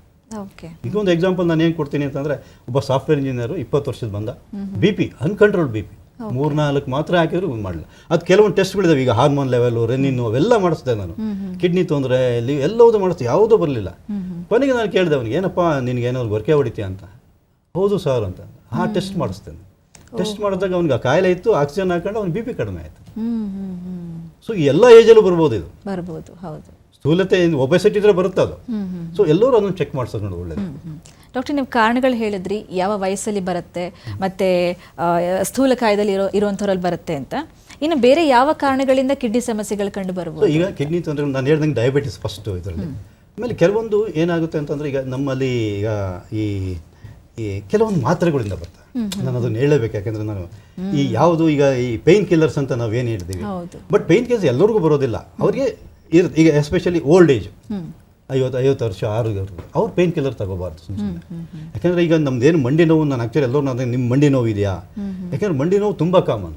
ಅದಕ್ಕೆ ಏನು ಮಾಡ್ತಾರೆ, ಅವ್ರು ಯಾವ ಡಾಕ್ಟರ್ ಹತ್ರ ಹೋಗಲ್ಲ, ಅಂಗಡಿಗೆ ಹೋಗ್ತಾರೆ, ಒಂದು ಡೈಕ್ಲಫೆನಾಕು ಬ್ರೂಫೆನ್ ಅಂತ ತಗೊತಾರೆ, ಅವ್ರಿಗೆ ಗೊತ್ತಿರಲ್ಲ. ಕೊನೆಗೆ ಸ್ಟೇಜಿಗೆ ಕಿಡ್ನಿ ತೊಂದರೆ ಆದಾಗ ಬರ್ತಾರೆ, ಅಷ್ಟೊತ್ತು ಕಿಡ್ನಿ ಸಣ್ಣದಾಗ್ಬಿಟ್ಟಿರೋದು. ಓಕೆ. ಸೊ ಇನ್ನು ಹೈಪರ್ ಟೆನ್ಷನ್ ನಾನು ಹೇಳ್ದಂಗೆ ಮೊದಲು ಬಿ ಪಿ ಈ 35 ವರ್ಷದಿಂದ 55 ವರ್ಷದವರೆಗೆ ಆದರೆ ಅದನ್ನು ನಾವು ಪ್ರೈಮರಿ ಹೈಪರ್ ಟೆನ್ಷನ್ ಅಂತೀವಿ. ಬಹುಶಃ ಯಾವುದು ಜೆನೆಟಿಕ್ ಬಂದಿರ್ಬೋದು ಅಂತ. ಯಾರಿಗೆ ಬಿ ಪಿ 35 ವರ್ಷದ ಒಳಗಡೆ ಬಿ ಪಿ ಬಂದರೆ 55 ವರ್ಷದ ಮೇಲ್ಗಡೆ ಬಿ ಪಿ ಬಂದರು ಎಲ್ಲ ಚೆಕ್ ಮಾಡಿಸ್ಬೇಕು, ಕಿಡ್ನಿ ಹಾರ್ಟು ಎಲ್ಲ. 35 ವರ್ಷ ಒಳಗಡೆ ಬಂದರು ಆಗ ಅದು ಯೂಶಲಿ ಏನಾಗುತ್ತೆ ಅಂದರೆ ಬೇರೆ ಬೇರೆ ಕಾರಣದ ಬಿ ಪಿನಲ್ಲಿ, ಬಟ್ ಮ್ಯಾಕ್ಸಿಮಮ್ ಆಗೋದು ಕಿಡ್ನಿನಲ್ಲಿ ಮ್ಯಾಕ್ಸಿಮಮ್ ಆಗುತ್ತೆ. ಅವರು ಕಿಡ್ನಿ ತೊಂದರೆ ಮಾಡಿಸ್ಲೇಬೇಕು ಬೇಕಾಗುತ್ತೆ. ಹೌದು. ಆಮೇಲೆ ಇನ್ನು ಕೆಲವೊಂದು ಗ್ಲಾಮರಲ್ ಡಿಸೀಸ್ ಅಂತ, ನಾನು ಗ್ಲಾಮರಸ್ ಅಂತ ಹೇಳ್ತೀವಿ ಅದನ್ನೇ. ಈಗ ನಮ್ಮ ಸಿಸ್ಟಮಿಕ್ ಲೂಪಸ್ ಎರಿಥ್ರೋಮೈಟೋಸಿಸ್ ಅಂತ, ಅದೊಂದು ಆಟೋಮ್ಯೂನ್ ಡಿಸೀಸ್. ಆಮೇಲೆ IgA ನೆಫ್ರೋಪತಿ ಅಂತ ಇದೆ. ಈ ನಮ್ಮ ಏಷ್ಯಾದಲ್ಲಿ ಮೋಸ್ಟ್ ಕಾಮನ್ IgA ನೆಫ್ರೋಪತಿ. ನಾನೀಗ ಸ್ಕ್ರೀನಿಂಗ್ ಯಾಕೆ ಮಾಡಬೇಕು ಅಂತ ಹೇಳಿದ್ನಲ್ಲ, ಈ ನಾನು ಎಲ್ಲ ಸ್ಟೂಡೆಂಟ್ಸ್ ಹಂತದಲ್ಲೆಲ್ಲ ಈ ಜಪಾನ್ ಅಂತಲ್ಲಿ ಏನು ಮಾಡೋದು, ಸ್ಟೂಡೆಂಟ್ಸ್ ಹಂತದಲ್ಲಿ ಅದು ವೆರಿ ಕಾಮನ್ IgA ನೆಫ್ರೋಪತಿ. ನಮ್ಮ ಏಷ್ಯಾನಲ್ಲೂ ನಮ್ಮ ಇಂಡಿಯಾದಲ್ಲೂ ತುಂಬ ಕಾಮನ್. ಸೊ ಜಸ್ಟ್ ಒಂದು ಯೂರಿನಲ್ಲಿ ರಕ್ತ ಬಂದರೆ ಪ್ರೋಟೀನ್ ಅಂದರೆ ಒಂದು ಡಿಪ್ಸ್ಟಿಕ್ ಇರುತ್ತೆ, ಏನಿಲ್ಲ ಯೂರಿನ್ ತಗೊಂಡು ಡಿಪ್ಸ್ಟಿಕ್ ಮಾಡೋದು, ಅದೇನು ಚುಚ್ಚೋದಿಲ್ಲ, ದಿಸ್ ನಾನ್ ಇನ್ವೇಸಿವ್ ಪ್ರೊಸೀಜರ್. ಅದನ್ನು ಕಂಡುಹಿಡಿಬೋದು ನಾವು IgA ನೆಫ್ರೋಪತಿ. ಅಂದ್ರೆ ಇದನ್ನ ಸ್ಕೂಲ್ ಮತ್ತೆ ಕಾಲೇಜ್ ಹಂತದಲ್ಲಿ ರೆಗ್ಯುಲರ್ ಮೆಡಿಕಲ್ ಚೆಕಪ್ ಮಾಡಿಸುವಾಗಲೇ ಮಾಡಿಸಬೇಕಾಗುತ್ತೆ. ಓಕೆ. ಒಂದು ಬಿ ಪಿ ನಾನು ಹೇಳಿದೆ, ಒಂದು ಬಿ ಪಿ ಚೆಕ್ ಮಾಡೋದು ಒಬ್ಬರಿಗೆ, ಒಂದು JRBS ಚೆಕ್ ಮಾಡೋದು, ಯೂರಿನ್ ಚೆಕ್ ಮಾಡಿಸೋದು, ಓಕೆ, ಅಬ್ನಾರ್ಮಲ್ ಇದೆಯಾ ಕ್ರಿಯೆ ಯಾವುದು ಅದನ್ನ ಸ್ಪೆಷಲ್ ಹಾಸ್ಪಿಟಲ್ಗೆ ಕಳಿಸೋದು. ಈ ಥರದ್ದು ಎಷ್ಟೋ ಕಾಯಿಲೆಗಳನ್ನು ಕಂಡುಹಿಡಿಬೋದು ಅಂತ ನನ್ನ ಅನಿಸಿಕೆ. ಮತ್ತೆ ಡಾಕ್ಟ್ರೇ, ವೀಕ್ಷಕರ ಪರವಾಗಿ ಒಂದು ಪ್ರಶ್ನೆ, ಇದಕ್ಕೆ ವ್ಯಾಕ್ಸಿನೇಷನ್ ಅಂತ ಏನಾದರೂ ಕಂಡು ಬಂದಿದೆಯಾ ಕಿಡ್ನಿ ಸಮಸ್ಯೆಯನ್ನು ತಡೆಗಟ್ಟೋದಕ್ಕೆ? ಕೆಲವೊಂದು virus, hepatitis B, hepatitis C, HIV ಇವೆಲ್ಲವೊಂದಲ್ಲಿ ಕಿಡ್ನಿ ತೊಂದರೆ ಆಗೋದು. ಎಲ್ಲ ಇನ್ಫೆಕ್ಷನ್, ಎನಿ ಬ್ಯಾಕ್ಟೀರಿಯಲ್ ಇನ್ಫೆಕ್ಷನ್ಗಳು, ಎಸ್ಪೆಷಲಿ ನಿಮೋನಿಯಾ ಆಗುತ್ತಲ್ಲ, ಕೋವಿಡ್ನಲ್ಲೂ ತೊಂದರೆ ಆಗುತ್ತೆ. ಸೊ ಎಲ್ಲ ಕೇಂದ್ರಗಳು ನಮ್ಮಲ್ಲಿ ಏನು ಅಂದರೆ, ನಮ್ಮ ಆರ್ಗನ್ ಟಾಕಿಂಗ್ ಅಂತ ನಾವು ಹೆಂಗೆ ಈಗ ಒಬ್ಬರು ಮಾಡ್ತೀವಲ್ಲ, ನಮ್ಮ ಅಂಗಗಳು ಒಂದೊಂದು ಟಾಕ್ ಮಾಡ್ತಾ ಇರ್ತವೆ. ಸೊ ಒಂದು ಆರ್ಗನಿಗೆ ತೊಂದರೆ ಆದರೆ ಎಲ್ಲ ಆರ್ಗನಿಗೆ ತೊಂದರೆ ಆಗುತ್ತೆ. ಓಕೆ. ಸೊ ಅದಕ್ಕೆ ಈ ನೀವು ನೋಡಿರ್ಬೋದು, ನಾವು ಫುಡ್ ನೋಡಿದಾಗ ನಮಗೆ ನಾಲಿಗೆಯಿಂದ ಹೊಟ್ಟೆ, ಇದು ಬ್ರೈನು ಎಲ್ಲ ಸ್ಟಿಮ್ಯುಲೇಟ್ ಆಗುತ್ತೆ. ಸೊ ಒಂದಕ್ಕೊಂದು ಮಾತಾಡ್ತಾರೆ. ಯಾವುದೇ ಒಂದು ಆರ್ಗನ್ ಇನ್ವಾಲ್ವ್ ಅದರಿಂದ ಇನ್ನೊಂದು ಆರ್ಗನ್ ತೊಂದರೆ ಆಗ್ಬೋದು. ಸೊ ಈಗೇನು ನಮ್ಮಲ್ಲಿ ಕಮ್ಯುನಿಕಬಲ್ ಡಿಸೀಸ್ ಅಂತ ಹೇಳ್ತೀವಿ, ಸಾಂಕ್ರಾಮಿಕ ರೋಗಗಳು, ಇವಕ್ಕೆ ಯಾವ್ದು ವ್ಯಾಕ್ಸಿನೇಷನ್ ಇದೆ, ಎಲ್ಲ ವ್ಯಾಕ್ಸಿನೇಷನ್ ತಗೊಳ್ಳೋದು ಒಳ್ಳೇದು. ಈಗ ಇನ್ಫ್ಲೂಯೆನ್ಸಾ ವ್ಯಾಕ್ಸಿನ್ ಆಗಲಿ, ನ್ಯೂಮೋಕಾಕಲ್ ವ್ಯಾಕ್ಸಿನ್ ಆಗಲಿ, ಮೆನಿಂಗೋಕಾಕಿಲ್ ಆಗಲಿ, ಅವು ಏನು ಶೆಡ್ಯೂಲ್ ಮಾಡ್ತಾರೆ, ಹೆಪಟೈಟಿಸ್ ಬಿ ಆಗಲಿ, ಸೊ ಈ ಹೆಪಟೈಟಿಸ್ ಈಗ ಏನು ಯಾವುದೇ ವ್ಯಾಕ್ಸಿನ್ ಇದ್ರೂ ಎಲ್ಲವೂ ಕಂಪ್ಲೀಟ್ ಮಾಡ್ಕೊಳ್ಳೋದು ಒಳ್ಳೇದು. ಅದರಿಂದ ತುಂಬ ಕಾಯಿಲೆಗಳನ್ನ ನಾವು ತಡೆಗಟ್ಟಬಹುದು. ಇನ್ನು ಡಾಕ್ಟರ್, ಕಿಡ್ನಿ ಕಲ್ಲುಗಳು, ಕಿಡ್ನಿ ಸ್ಟೋನ್ಸ್ ಬಗ್ಗೆ ಹೇಳೋದು. ಕಿಡ್ನಿ ಸ್ಟೋನ್ಸ್ಗಳು ಅಂದರೆ ಇಲ್ಲಿ ಏನಾಗುತ್ತೆ ಅಂದರೆ ಎರಡು. ಈ ಕಿಡ್ನಿ ಸ್ಟೋನ್ಸ್ ಹೆಂಗಾಗುತ್ತೆ ಅಂತಂದರೆ, ಇದು ಕಿಡ್ನಿಲೇ ಉಂಟಾಗೋದು ಅಂಥದ್ದು. ಈಗ ನೀವು ಒಂದು ನೀರು ತಗೊಳ್ಳಿ, ಸ್ವಲ್ಪ ಉಪ್ಪು ಹಾಕಿ ಕರಗೋಗುತ್ತೆ, ಇನ್ನೂ ಸ್ವಲ್ಪ ಉಪ್ಪು ಹಾಕಿ ಕರಗುತ್ತೆ, ಇನ್ನೂ ಸ್ವಲ್ಪ ಉಪ್ಪು ಹಾಕಿ, ಇನ್ನೂ ಹಾಕಿ, ಜಾಸ್ತಿ ಹಾಕಿ, ಅವಾಗ ಉಪ್ಪು ಕರಗಲ್ಲ, ಹಂಗೆ ಕೂತ್ಕೊಂಡು ಶೇಖರಣೆ ಆಗುತ್ತೆ. ಅದನ್ನು ಸ್ಯಾಚುರೇಷನ್ ಸ್ಟೇಟ್ ಅಂತೀವಿ. ಓಕೆ. ಸೊ ಅದಾದ್ಮೇಲೆ ಇನ್ನೊಂದು ಹಾಕಿ ಅದೇ ಕಲ್ಲಾಗುತ್ತೆ. ಸೊ ಸ್ಯಾಚುರೇಷನ್ ಆ ಪಾಯಿಂಟ್ ರೀಚ್ ಆದಾಗ, ಆ ಸ್ಯಾಚುರೇಷನ್ ಪಾಯಿಂಟ್ ಯಾವ ಇದಾಗುತ್ತೆ, ಕೆಲವರು ಇದನ್ನ ಯಾವುದು ಡಿಹೈಡ್ರೇಷನ್ನು ಜಾಸ್ತಿ ಇದಾಗ, ಕೆಲವೊಂದು ಆಕ್ಸಲೇಟ್ ಅಂಶ ಅನ್ನ ಜಾಸ್ತಿ ತಿಂದರೆ ಅವರಿಗೆ ಮೊದಲೇ ಇದಿರ್ತಾರೆ. ಈ ಎಸ್ಪೆಷಲಿ ಈಗ ಮಧುಗಿರಿ ಆ ಥರ ಎಲ್ಲಿ ನೀರಿನ ಅಂಶ ಕಡಿಮೆ ಇರುತ್ತೋ ಆ ಇದರಲ್ಲಿ, ಆಮೇಲೆ ಎಲ್ಲಿ ಬೋರ್ ವಾಟರ್ ಜಾಸ್ತಿ, ಕ್ಯಾಲ್ಸಿಯಂ ಎಲ್ಲ ತುಂಬ ಜಾಸ್ತಿ ಇರುತ್ತಲ್ಲ ಅಲ್ಲಿ, ಆ್ಯಕ್ಚುಲಿ ಕ್ಯಾಲ್ಸಿಯಂ ನಾರ್ಮಲ್ ಲೆವೆಲೇ ತೊಗೋಬೇಕು ನಾವು, ಸೋಡಿಯಂ ಉಪ್ಪು ಜಾಸ್ತಿ ತಿನ್ನೋದ್ರಿಂದ.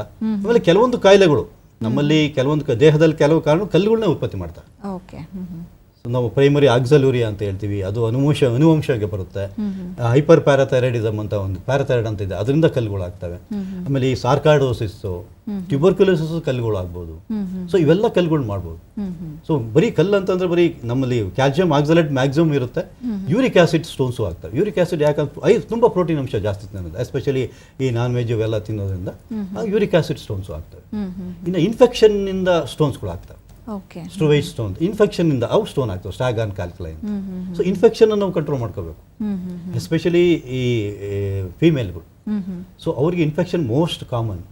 ಸೊ ಅದನ್ನು ಅವರು ಪೀರಿಯಡಿಕ್ ಆಗಿ ಯೂರಿನ್ ಚೆಕ್ ಮಾಡಿಕೊಂಡು, ಸ್ವಲ್ಪ ಸಿಂಪ್ಟಮ್ಸ್ ಸ್ವಲ್ಪ ಮೂತ್ರ ಉರಿ ಬರ್ತಿದ್ದಂಗೆ ಡಾಕ್ಟರ್ ಹತ್ರ ತೋರಿಸ್ಕೊಂಡು ಸ್ಕ್ಯಾನ್ ಎಲ್ಲ ಮಾಡಿಸ್ಕೊಳ್ಳೋದು ಒಳ್ಳೆಯದು. ಇನ್ನು ಡಾಕ್ಟರ್, ತಾವು ಕಿಡ್ನಿ ಟ್ರಾನ್ಸ್ಪ್ಲಾಂಟೇಷನ್ ಕಸೆ ವಿಚಾರದಲ್ಲಿ ತಾವು ಪರಿಣಿತಿ ಹೊಂದಿರೋದ್ರಿಂದ ಅದರ ಬಗ್ಗೆ ನಮ್ಮ ವೀಕ್ಷಕರಿಗೆ ಕಿಡ್ನಿ ಫೇಲ್ಯೂರ್ ಆದ ಮೇಲೆ ಕಸೆ ಬಗ್ಗೆ ಕೆಲವೊಂದು ಮಾಹಿತಿನ ಕೊಡುವಂಥದ್ದಾದ್ರೆ. ಹೌದು, ಈಗ ನಾನು ಡಯಾಲಿಸಿಸ್ ಅನ್ನೋದು ಬರೀ ಒಂದು ಬ್ರಿಡ್ಜ್ ಅಷ್ಟೇ, ಇದೊಂದು ಸೇತುವೆ. Transplantation is the only treatment for kidney fail. Okay. Transplantation ಏನು ಮಾಡ್ತೀವಿ ಅಂತಂದರೆ, ಇನ್ನೊಬ್ಬರದ್ದು ಕಿಡ್ನಿನ ಅದನ್ನು ರಕ್ತನಾಳ ಸಮೇತ ಹಾಕಿ ಈ ವ್ಯಕ್ತಿಗೆ ನಾವು ಜೋಡಿಸ್ತೀವಿ. ಒಂದು ಕಿಡ್ನಿ ಸಾಕು. ಯಾಕಂದ್ರೆ ನಮ್ಮ ಜೀವನದಲ್ಲಿ ದೇವರು 2 ಕೊಟ್ಟಿದ್ದಾರೆ, 2 ಕಣ್ಣು 2 ಕಿಡ್ನಿ. ಒಂದು ಕಿಡ್ನಿ ಸಾಕು ನಮ್ಮ ಬದುಕೋದಕ್ಕೆ. ಸೊ ಕೊಟ್ಟವ್ರಿಗೂ ಏನು ತೊಂದರೆ ಆಗಲ್ಲ, ಡೋನರ್ಗೂ ಏನು ತೊಂದರೆ ಆಗಲ್ಲ, ತೊಗೊಂಡವ್ರಿಗೂ ಏನು ತೊಂದರೆ ಆಗಲ್ಲ. ಅವ್ರು ಡೋನರಲ್ಲಿ ಅವರು ಆಯಸ್ಸು ಎಷ್ಟಿರುತ್ತೋ ಅಷ್ಟು ವರ್ಷ ಬದುಕ್ತಾರೆ, ತೊಗೊಂಡವರು ಚೆನ್ನಾಗಿರ್ತಾರೆ. ಅದಕ್ಕೆ ಸ್ವಲ್ಪ ಟೆಸ್ಟ್ಗಳು ಮಾಡ್ತೀವಿ. ಫಸ್ಟ್ ಬ್ಲಡ್ ಗ್ರೂಪ್ ಮ್ಯಾಚ್ ಮಾಡಬೇಕು. ಈಗ ಅಕ್ರಾಸ್ ದ ಬ್ಲಡ್ ಗ್ರೂಪ್ ಮಾಡ್ತಾ ಇದ್ದೀವಿ. ಬ್ಲಡ್ ಗ್ರೂಪ್ ಚೆಕ್ ಮಾಡಿದ ಮೇಲೆ ಕೆಲವೊಂದು HLA ಆಂಟಿಜನ್ ಕೆಲವೊಂದು ಟೆಸ್ಟ್ ಎಲ್ಲ ಮಾಡ್ತೀವಿ. ಎಲ್ಲ ಫಿಟ್ ಆಯಿತು ಅಂತಂದರೆ ನಾವು ಅದನ್ನು ಟ್ರಾನ್ಸ್ಪ್ಲಾಂಟೇಷನ್ ಮಾಡಿಸ್ತೀವಿ. ಬಟ್ ಈ ಎವ್ಯಾಲ್ಯೂಯೇಷನ್ ಟೈಮಲ್ಲಿ ಪರೀಕ್ಷೆ ಮಾಡೋ ಸಮಯದಲ್ಲಿ ಕಿಡ್ನಿ ತೆಗೆಯೋದ್ರಿಂದ ಡೋನರ್ಗೆ ಇರ್ತಾರಲ್ಲ, ಅವ್ರಿಗೆ ಏನೋ ತೊಂದರೆ ಆಗುತ್ತೆ ಅಂದರೆ ನಾವು ಬಿಟ್ಬಿಡ್ತೀವಿ.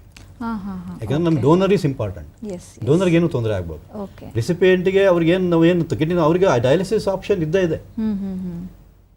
ಸೊ ಅದನ್ನು ನಾವು ನೋಡ್ತೀವಿ. ಅದನ್ನು ಕಿಡ್ನಿ ಟ್ರಾನ್ಸ್ಪ್ಲಾಂಟೇಷನ್ ಬಹು ಸೂಕ್ಷ್ಮ ಸರ್ಜರಿ ಅದು.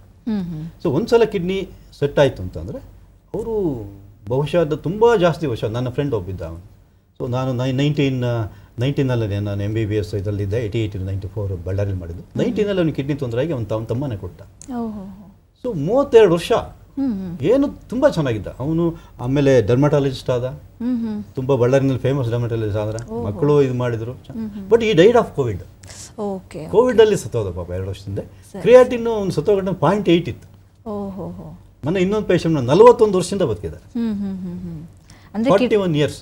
ಸೊ ಅದು ಮ್ಯಾಚ್ ಚೆನ್ನಾಗಾಯ್ತು ಅಂತಂದರೆ ತುಂಬ ವರ್ಷ ಅವ್ರಿಗೆ ನಾರ್ಮಲ್ ಲೈಫ್ ಇರುತ್ತೆ ಅಂತ. ಬಹುಶಃ ಒಂದು ಮಾತ್ರೆಗಳು ತಗೋಬೇಕು. ಅವರಿಗೆ ಸ್ವಲ್ಪ ಇನ್ಫೆಕ್ಷನ್ಗೆ ಪ್ರೋನ್ ಆಗಿರ್ತಾರೆ. ಇನ್ಫೆಕ್ಷನ್ ಭಾಳ ಅವರು ಬೇರೆಂಗೆಲ್ಲ ಹುಷಾರಾಗಿರಬೇಕು. ಈ ರೋಡ್ ಸೈಡ್ ಅಲ್ಲದು ಇದು ಅಶುದ್ಧ ಆಹಾರ, ಕರೆದ ನೀರು ಆಹಾರ ಎಲ್ಲ ತಿನ್ನೋಕೆ ಹೋಗಬಾರ್ದು. ಮನೇಲಿ ತುಂಬ ಇದನ್ನು ಮಾಡ್ಬೋದು. ಮಾತ್ರೆಗಳು ಒಂದು ದಿವಸ ಬಿಡ್ದಂಗೆ ಮೇಂಟೈನ್ ಮಾಡಿದ್ರೆ ಭಾಳ ವರ್ಷ ಬದುಕ್ತಾರೆ. ಓಕೆ. ಅಂದರೆ ಒಟ್ಟಿನಲ್ಲಿ ಕಿಡ್ನಿ ಟ್ರಾನ್ಸ್ಪ್ಲಾಂಟ್ ಮಾಡುವಂಥ ವಿಚಾರದಲ್ಲಿ ಡೋನರ್ಗೆ ಯಾವುದೇ ರೀತಿ ತೊಂದರೆ ಆಗದೆ ಇರೋ ಥರ ತಾವು ನೋಡ್ಕೊಳ್ತೀವಿ. ಹೌದು. ಓಕೆ. ಡೋನರ್ಗೆ ಯಾವುದೇ ರೀತಿ ಆರೋಗ್ಯ ಸಮಸ್ಯೆಗಳು ಕೂಡ ಆಗ್ಬರೋದಿಲ್ಲ. ಯಾವ ಥರ ಇದ್ರೆ ನಾವು ಈಗ ಯೂಶಲಿ ಡಯಾಬಿಟಿಕ್ ತಗೊಳಕ್ ಹೋಗಲ್ಲ ನಾವು. ಡೋನರ್ ಇಂಪಾರ್ಟೆಂಟ್ ಅಂತ ಕೇಳಿ ಅವ್ರಿಗೆ ಏನಾದ್ರು ತೊಂದರೆ ಆಗಿ ಕಲ್ಲುಗಳಿದ್ರೆ ತೊಗೊಳೋದಿಲ್ಲ ನಾವು. ಅವ್ರಿಗೆ ತೊಂದರೆ ಆಗುತ್ತೆ ಅಂದ್ರೆ ನಾವು ತೊಗೊಳೋದೇ ಇಲ್ಲ. ಸೊ ಎಲ್ಲ ನಾವು ಅದನ್ನ ಪರೀಕ್ಷೆ ಮಾಡಿ ನಾವು ಇಬ್ಬರಿಗೂ ಮ್ಯಾಚ್ ಆಗುತ್ತೆ, ಮ್ಯಾಚ್ ಆಗಿ ಪರೀಕ್ಷೆ ಮಾಡಿ ನಾವು ತೊಗೊಂಡು. ಇನ್ನು ಡಾಕ್ಟ್ರೇ, ನಮ್ಮೆಲ್ಲರಿಗೂ ಗೊತ್ತಿರೋ ಹಾಗೆ ಏಪ್ರಿಲ್ 7ನೇ ತಾರೀಕು ವಿಶ್ವ ಆರೋಗ್ಯ ದಿನ. ಈ ಏಪ್ರಿಲ್ 7ನೇ ತಾರೀಕು ವಿಶ್ವ ಆರೋಗ್ಯ ದಿನದಂದು ನಮ್ಮ ವೀಕ್ಷಕರಿಗೆ ಕಿಡ್ನಿ ಆರೋಗ್ಯದ ಬಗ್ಗೆ ಜೊತೆಗೆ ಓವರ್ ಆಲ್ ಹೆಲ್ತ್ ಬಗ್ಗೆ ತಮ್ಮ ಕಿವಿ ಮಾತು ಕೊಡೋದಾದ್ರೆ? ಅದೇನೆ, ನಮ್ಮ ಆರೋಗ್ಯ ನಮ್ಮ ಹಕ್ಕು ಅಂತ ಹೇಳ್ತಾರೆ. ನಾನು ಹೇಳಿದ್ರೆ ನಮ್ಮ ಆರೋಗ್ಯ ನಮ್ಮ ಕೈಯಲ್ಲಿ ಅಂತ. ಸೊ ಅದನ್ನೇ ಈಗಲಿರ್ತಕ್ಕಂಥ ನಮ್ಮ ವಾತಾವರಣದಲ್ಲಿ ಬಹುಶಃ ಟೆನ್ಷನ್ ಲೈಫಲ್ಲಿ ನಿಮ್ಮ ಆರೋಗ್ಯ ನಿಮ್ಮ ಕೈಲೇ ಇದೆ. ಸೊ ದಯವಿಟ್ಟು ನಾನೇನು ಹೇಳ್ತೀನಿ ಅಂದರೆ ಒಳ್ಳೆ ಫುಡ್ ತಿನ್ನಿ. ನನ್ನ ಇದು ಪರ್ಸನಲ್ ಇದು. ಯಾಕೆಂದರೆ ನಾವೆಲ್ಲ ನೋಡಬೇಕು, ನಾವೆಲ್ಲ ಕಾಳುಗಳೆಲ್ಲ ತಿಂತಾ ಇದ್ವಿ. ಈಗೆಲ್ಲ ಕಾಳಿನ ಅಂಶ ಕಡಿಮೆ ಆಗಿದೆ. ಈಗೆಲ್ಲ ಬರೀ ಎಲ್ಲ ಜಂಕ್ ಫುಡ್ಗಳು, ಅಂದರೆ ಪ್ರೋಸೆಸ್ಡ್ ಫುಡ್, ಅಂದರೆ ಶೇಖರೀಕರಣಕ್ಕಂಥ ಫುಡ್, ಅದನ್ನು ಆದಷ್ಟು ಅವಾಯ್ಡ್ ಮಾಡಿ. ಏನೇ ಸಣ್ಣ ತೊಂದರೆ ಆದರೂ ಪರೀಕ್ಷೆ ಮಾಡಿಸಿ. ಸೊ ಯಾವುದೇ ರೀತಿ ಬೇರೆ ಮಾತು ಯಾರನ್ನು ಕೇಳದಲ್ಲೇ ನೀವು ಡಾಕ್ಟರ್ ಹತ್ರ ಹೋಗಿ ಪರೀಕ್ಷೆ ಮಾಡಿಸಿ.